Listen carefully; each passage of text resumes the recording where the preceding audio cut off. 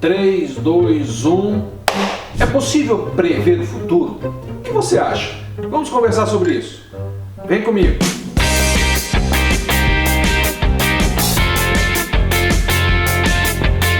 Para muita gente, prever o futuro parece algo assim impossível, mas não é preciso bola de cristal para conseguir identificar incertezas que podem acontecer, que podem afetar o desempenho do seu projeto. Não precisa de bola de cristal. Bom, para isso, basta um bom gerenciamento de risco em projetos. Nem mesmo o melhor gerente de projetos consegue determinar com exatidão no seu planejamento tudo o que vai ocorrer durante a execução. Não tem como, especialmente quando o escopo é grande. A complexidade alta e a duração é longa, ou seja, tem muitas variáveis aí neste meio. Diante disso, algo que pode ser feito é a avaliação dos riscos, que envolvem essas atividades e a preparação para prováveis consequências. A partir de agora, explicarei como isso é feito no gerenciamento de riscos em projetos. Acompanhe. Primeiro, o que é o gerenciamento de riscos em projeto? Em um projeto, de repente você já assistiu outros vídeos meus e eu estou falando sempre a mesma coisa. Por quê? Porque eu quero massificar isso no seu entendimento. Muitas pessoas confundem até hoje, pessoas que já trabalham em gerenciamento de projetos ou querem trabalhar com gerenciamento de projetos e confundem quando é um risco e quando é um problema. Então, preciso hoje, nesse momento aqui, te dizer assim, o que é um risco e um projeto. Antes de começar a entender o gerenciamento de riscos em projetos, é importante compreender melhor o que é exatamente o significado desse termo. Riscos são todos os componentes de incertezas que podem afetar o resultado final de um projeto de forma negativa ou positiva, lembrando sempre, negativa ou positiva. Ou seja, além das ameaças que são capazes de prejudicar a execução, também são chamados de riscos as oportunidades que podem ser aproveitadas ao longo do caminho.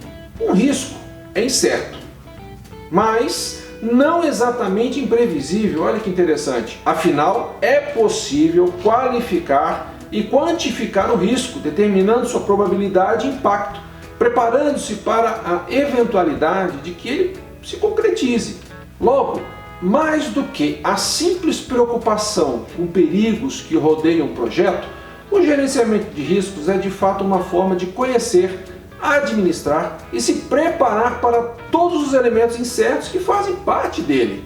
Riscos podem ser de várias naturezas, né? Temos riscos econômicos, riscos ambientais, riscos sociais, operacionais, legais, regulamentar, imagem, de reputação, olha que interessante, financeiro, orçamentário e as fontes, né? E as principais fontes de risco? Cara, elas são ligadas a diversos fatores externos e também internos, relacionados ao gerenciamento do projeto e seus processos. Independentes, lógico. Veja a seguir, olha só. Fator externo. Dentro desse nicho, temos alguns fatores imprevisíveis e outros previsíveis. No primeiro campo, estão inclusos requisitos regulamentares que não foram previstos, desastres naturais e outros efeitos colaterais da produção. Os previsíveis podem ser tidos como riscos operacionais, sociais, interferências de comunicação a riscos financeiros. Os fatores técnicos, como evolução da tecnologia, também cabem nesse ponto. Assim, também como os riscos legais que envolvam a execução correta da legislação do trabalho, das condições de envolvidos no projeto. Bom, e aí vem os fatores internos. Entre os fatores internos, causadores de riscos mais comuns, estão o excesso de projetos sendo desenvolvidos ao mesmo tempo e um cronograma mal feito. Tu fez um cronograma mal feito, provavelmente seu projeto vai ficar mal feito, que impede a execução da proposta em tempo hábil. Se você não mensurar direitinho o tempo das atividades, você vai se perder no meio do caminho. O fato de que o projeto não passa por um controle adequado, ou não acompanha as mudanças desejadas do cliente, também influenciam bastante nesse ponto. Além de, quando as prioridades das etapas entram em conflito, ou para o caso de o responsável não conseguir realmente manejar o necessário para que o projeto ocorra. Tá aí, como eu vou planejar o gerenciamento de riscos em projeto? Né? Como é que é o planejamento disso? Bom, o planejamento do gerenciamento dos riscos é a primeira etapa da gerência de riscos, segundo o PMBOK. O objetivo desse processo é definir como esses riscos serão abordados, qual metodologia será utilizada e quem serão as pessoas nele envolvidas. Com a técnica certa, o gerenciamento de riscos pode ser feito até no papel, mas ele fica mais preciso, veloz e confiável quando tudo é organizado e assegurado por um programa de computador adequado, um software adequado. Eu costumo usar uma planilha Excel. Por quê? Porque a planilha Excel não depende de ninguém. Eu tenho a minha planilha, eu faço a gestão de risco nas minhas planilhas. Se quiser passar para um software, ótimo. A empresa tem um aplicativo para a gente colocar essas informações, perfeito, vamos colocar lá. Mas a minha planilha Excel, eu estou ali à disposição para fazer a minha gestão de risco. Por isso, a dica aqui é contar com software, lógico, se tiver um software especializado em projetos para essa atividade, ou mesmo uma planilha Excel, que aí é o que eu uso, né? Você consegue fazer uma gestão de risco. Bom, com as ferramentas, equipes e técnicas determinadas, é hora de partir para o próximo passo, que é a identificação dos riscos. Falando outra coisa, o planejamento dos riscos precisa ser bem feito. Né? Antes de você começar a fazer o risco, planeje o risco. Bom, esse é o momento de listar todas as incertezas. Quando você vai começar a identificar o risco. É o brainstorming, e é uma técnica que eu utilizo para fazer a gestão de risco. Por que eu uso brainstorming? Poderia usar outras técnicas, entrevistas e etc. Mas eu uso a brainstorming porque eu consigo extrair daquelas pessoas que estão ali de uma forma mais rápida e de uma forma mais clara. As pessoas, lógico, eu preciso prepará-las para um brainstorming.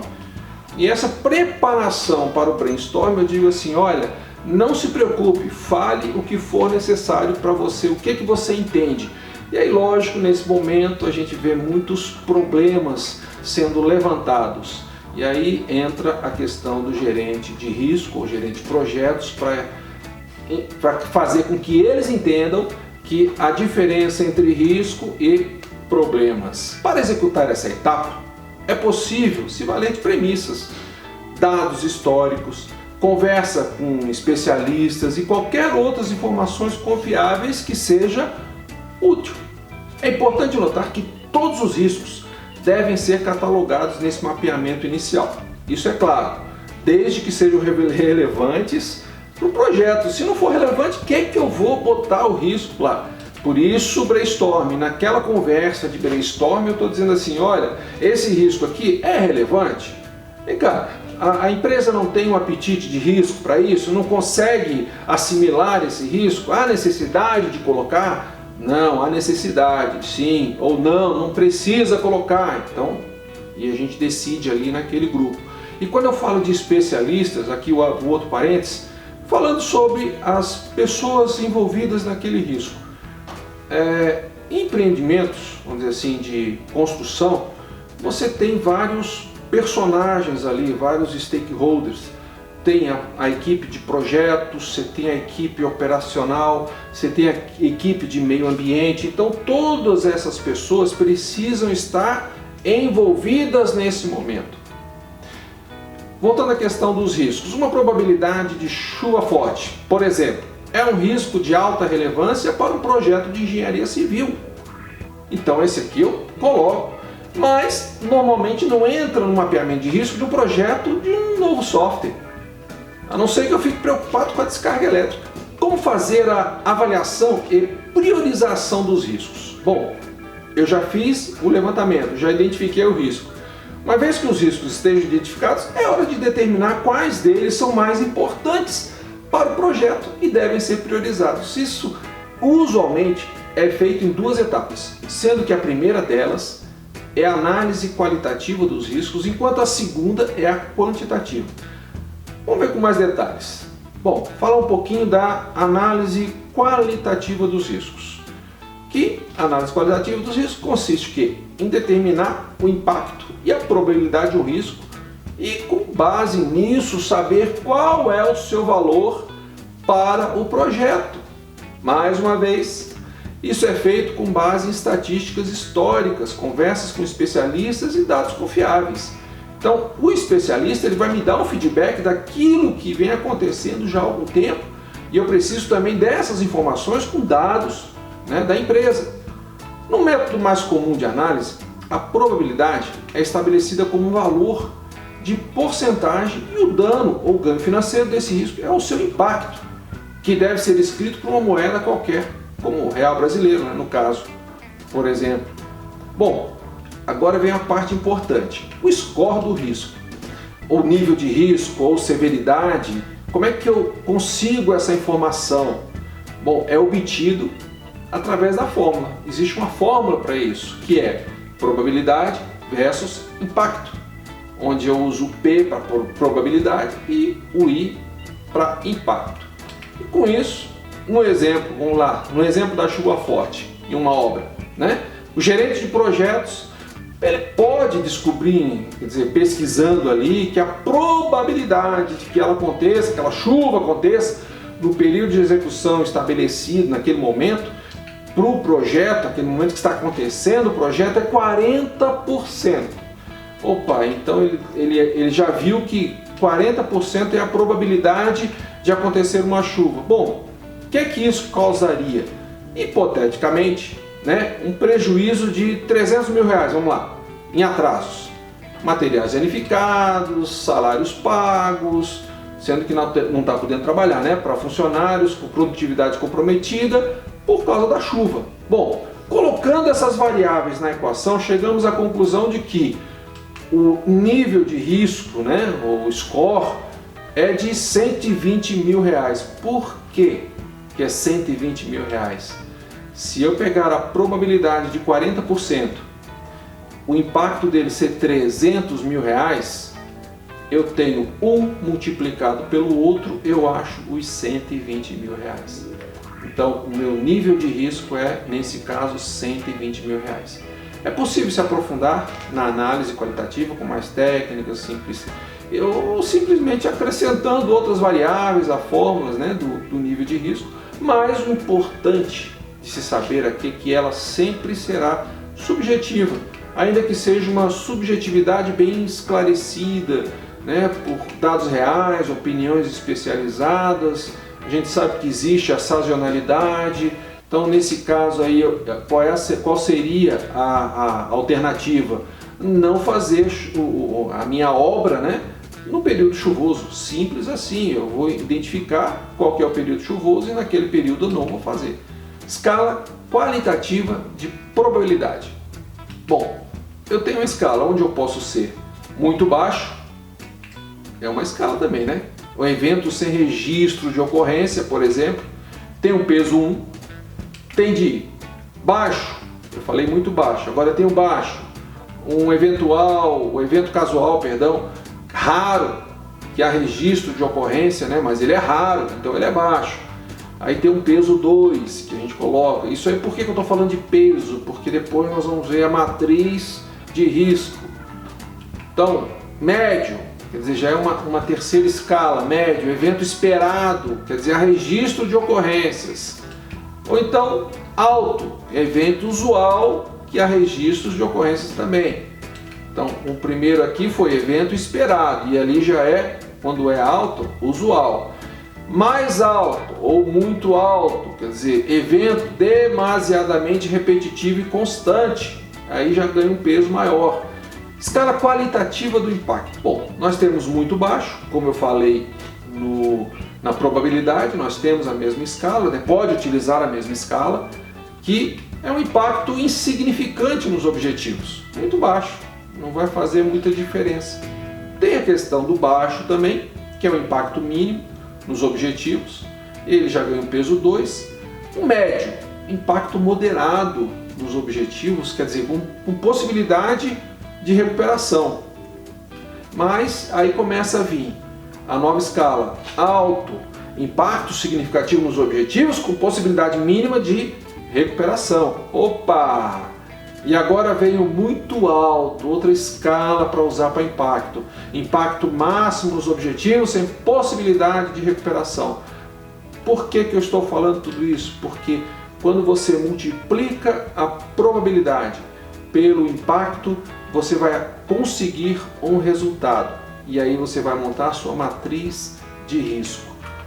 E lógico, você vai fazer a sua análise de como está o seu nível de risco, para que você possa, o objetivo de você ter essa informação de nível de risco é o quê?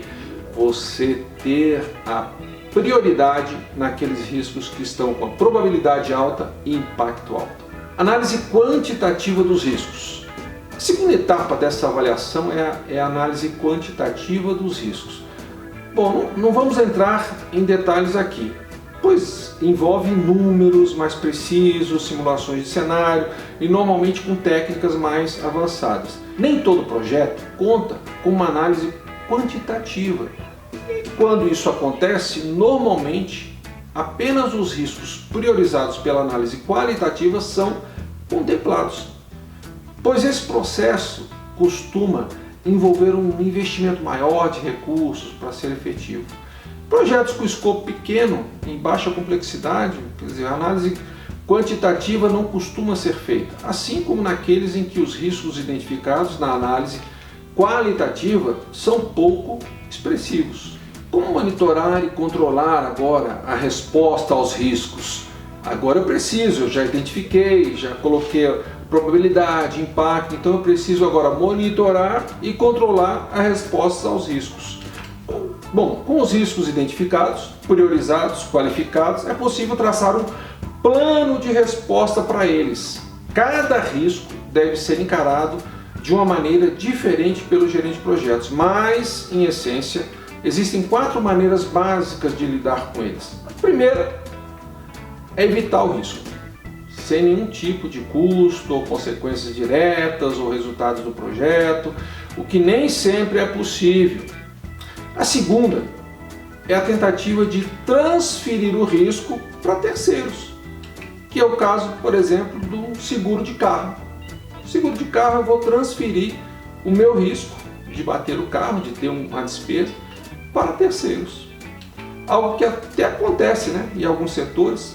Já a terceira forma é a alternativa mais usual quando se fala em gerenciamento de riscos e projetos. Bom, é o mitigar o risco, o que significa reduzir, né, a probabilidade que ele aconteça ou o valor do seu impacto, né? Por isso, né, o gerente de projeto tem que ficar atento. Por quê? Nesse momento é que ele vai identificar, vai ver as ações necessárias para mitigar, para tentar até eliminar, se for o caso, mas se você não conseguir eliminar, pelo menos você vai diminuir o impacto dele ou a probabilidade dele acontecer. Por fim, o gerente de projetos pode assumir ou aceitar o risco, o que é recomendável apenas quando seu impacto ou nível de risco é muito baixo ou quando a tentativa de mitigar não compensa, sob o ponto de vista financeiro. Retomando mais uma vez o exemplo da chuva forte, que ameaça uma construção, não é possível, não tem como, evitar nem transferir o risco. Assumir um risco com um MR tão alto também não é uma boa opção, logo o caminho pode ser mitigar. Uma forma simples, vamos lá, forma simples de mitigar o risco seria alterar as datas de começo da execução da obra, simples assim. Evitando, quer dizer, estação chuvosa e reduzindo, quer dizer, a sua probabilidade. Vai ter chuva? Vai reduzir. Pode ser que tenha? Pode. Mas se não é um período chuvoso, com certeza não vai ter chuva. Então eu vou continuar fazendo a minha obra. Se isso não for possível, investir em equipamentos ou mais recursos humanos para aumentar a produtividade pode ser outra alternativa, né, a ser considerada para reduzir o valor do impacto. Vamos ver agora tipos de respostas para riscos. Para eliminar, evitar ou prevenir riscos, o plano de gerenciamento de riscos precisa ser alterado para que a questão seja solucionada em primeira instância. Outra possibilidade é a transferência, em que o risco é repassado para terceiros, bem como a responsabilidade sobre suas respostas. Fica tudo na mão de terceiro. Essa é uma iniciativa que não necessariamente elimina o risco, mas apenas visa a redução do impacto. Outra resposta para os riscos negativos é a mitigação, né? Ela se dá por meio de ações que diminuem a quantidade de ocorrências, assim como suas consequências. Um exemplo prático desse item é a trava do carro. Ela não exclui a chance de roubo, mas sim a diminui. Vai colocar uma trava numa moto, por exemplo, que a moto é muito mais fácil de ser roubada, fica muito mais exposta. Você coloca ali um cadeado, não quer dizer que ela não vai ser roubada, mas vai dificultar a vida do ladrão, ou seja, diminui muito. Por último, não menos importante, existe a aceitação do risco. Eu aceito. Fazer o quê?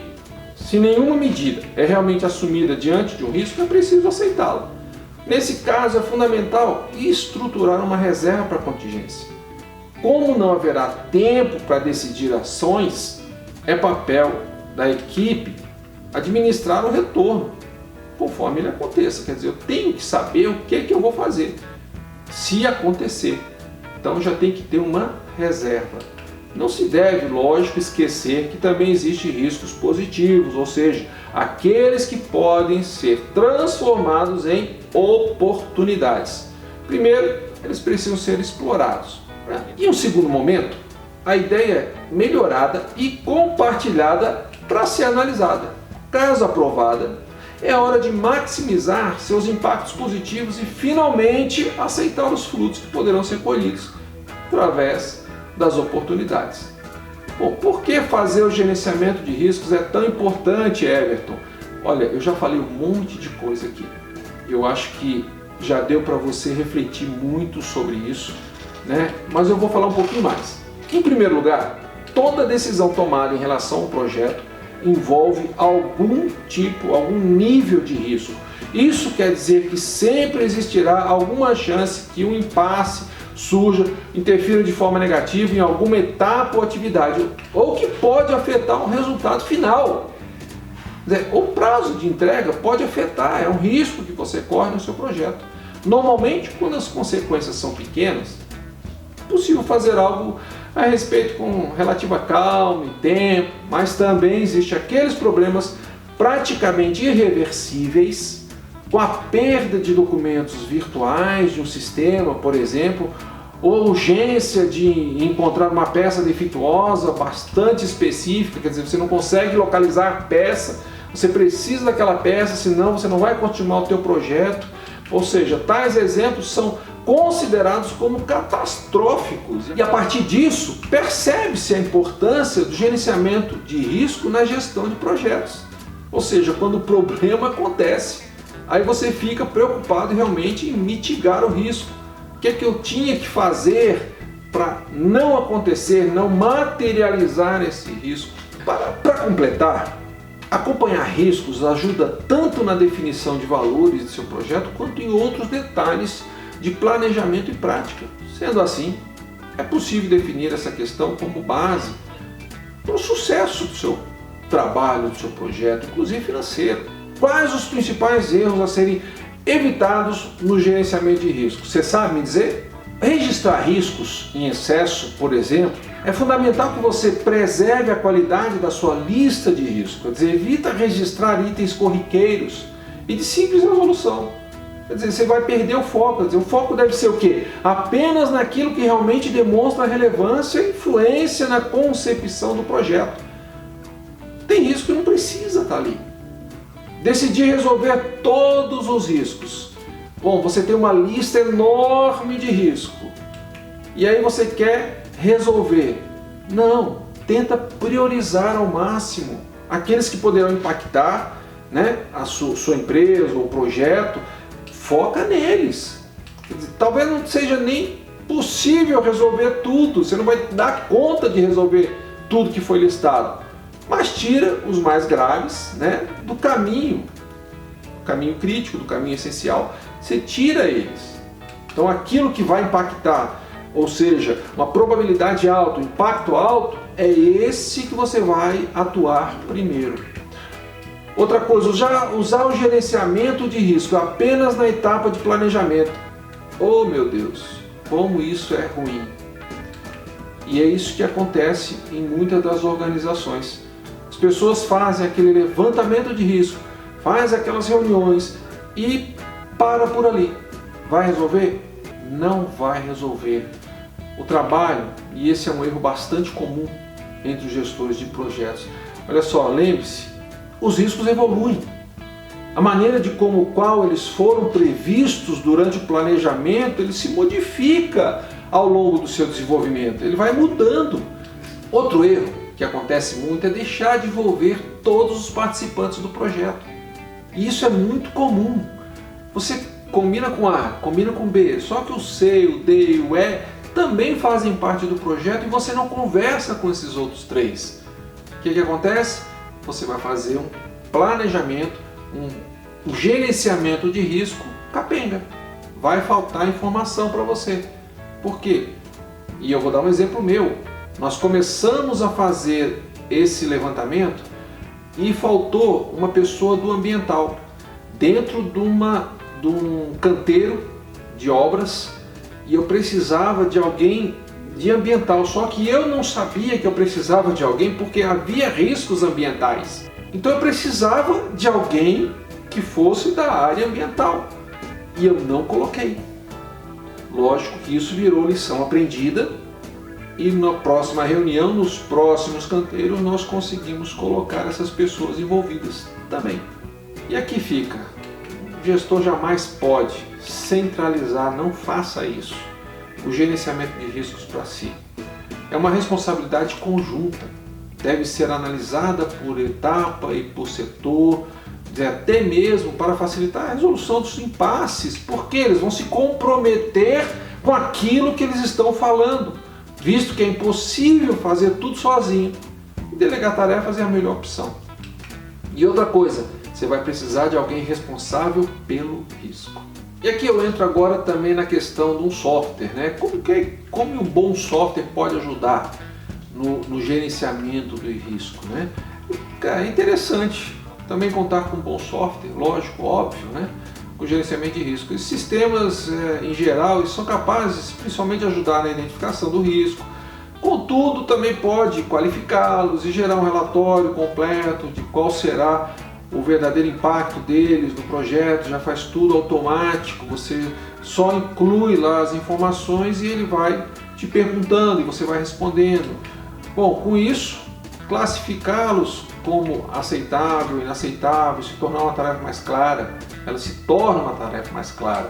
O software é capaz de confirmar a aceitação ou recusar um risco e incentivar o gestor a analisar qual é o nível de tolerância dessa questão em relação à etapa em que esse processo se encontra. Mas é só isso?